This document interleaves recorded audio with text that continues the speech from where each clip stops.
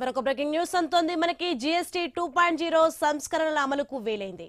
4గా ఉన్న జీఎస్టీ పన్ను స్లాబుల్ని 2 చేశారు. ఇకపై జీఎస్టీలో 5-18% స్లాబ్లే ఉండబోతున్నాయి. దీంతో అనేక నిత్యావసరాలు, గృహోపకరణాల వస్తువుల ధరలు తగ్గబోతున్నాయి. పొగాకు ఉత్పత్తులపై మాత్రం 40% ప్రత్యేక పన్ను వేశారు. రోజు ఉపయోగించే పన్నీర్, నెయ్యి, రోటీ, చపాతీ, పరోటాలపై ట్యాక్స్ లేదు.